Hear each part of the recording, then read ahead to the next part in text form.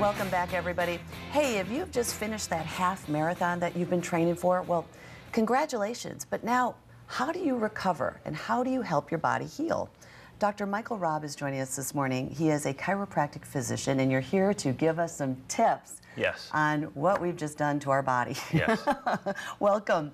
So I am a runner, like I had told you, and when I'm done running, what's the first thing that I should do to help my body recover? You tell me, and then I'll tell you what I do. Yeah. Okay, the conventional advice, of course, is to hydrate, rehydrate, and then fuel with food, and then optimal sleep, recovering. Okay. But there's also another component, and that's the mechanical recovery of your body. Oh, okay. Well, and I noticed, too, that the first half marathon that I ever did, it was after my triplets were born, and I was just trying to get that extra baby weight off. Yes. And I thought, okay, my goal is to just run this 13.1 miles without stopping. And I did it, and I was thrilled. But then I also noticed all this like white stuff on my face, and somebody told me that that was the salt coming out of my system. And I thought, well, that was really unique for me.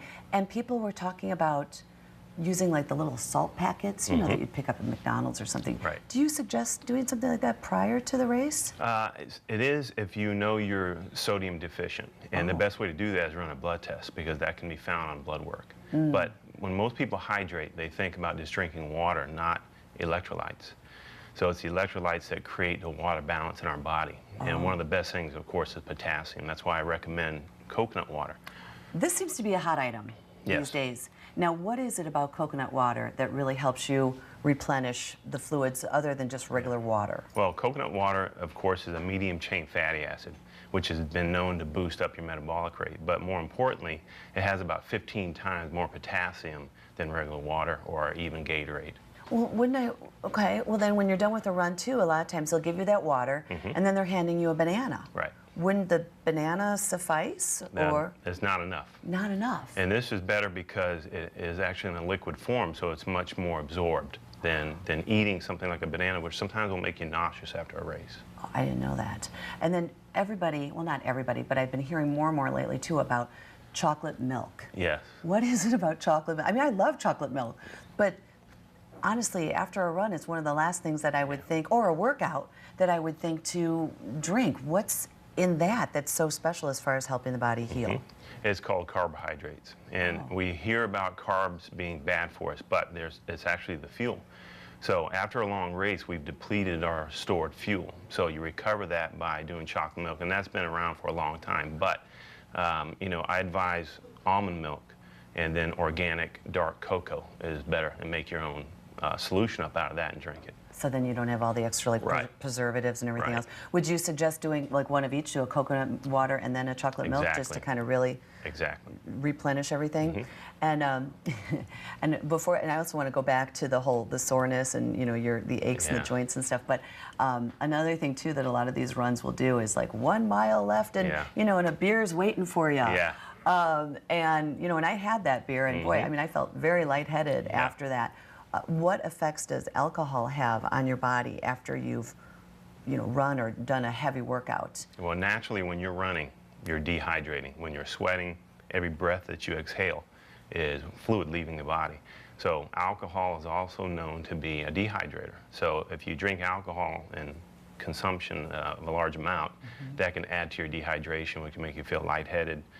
It can increase cramping and so forth. So everything in moderation. One beer, of course, is not going to do that. Right. But some people are really ready to celebrate after something like that, and rightfully so. Right. But several beers or alcohol, probably not the best thing. Good. Make sure you're hydrated and replenished before you start going down that road.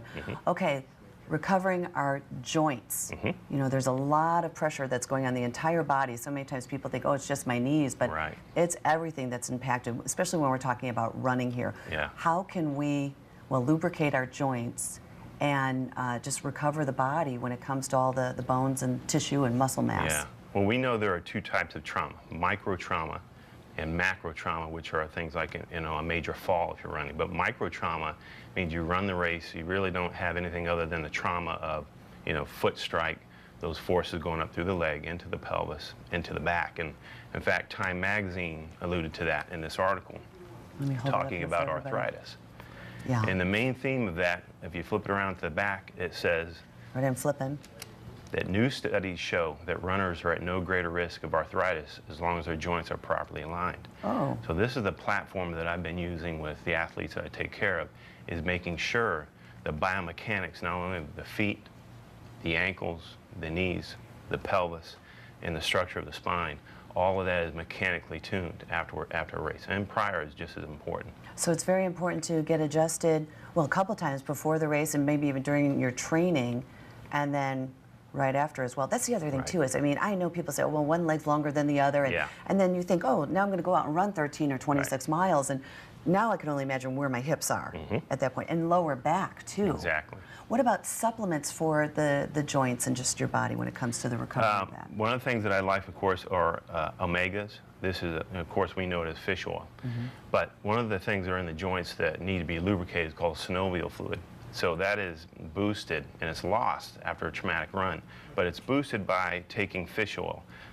Black currant seed oil is another one that's really great for the joints. Black currant seed oil, where do you get that? You can get that in any health food store. Oh, really? So, and then what is this quickly? This thing is what we call a temperature meter.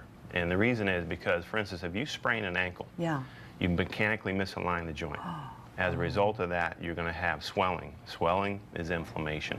Wherever you have inflammation, you're going to have the radiation of heat. Let's hold it up here. Radiation of heat. Okay. So all that is a laser that measures the temperature of the joints. Good to know. So the athletes I take care of, I can physically put this laser on their joints and measure a heat differential between the left or the right side. If that's determines how you're going to treat them. Then we know that there's a mechanical misalignment there. Doctor, thanks so much for joining us this morning. Again, this is important information, and it's all good to know on how we can recover. Thank you.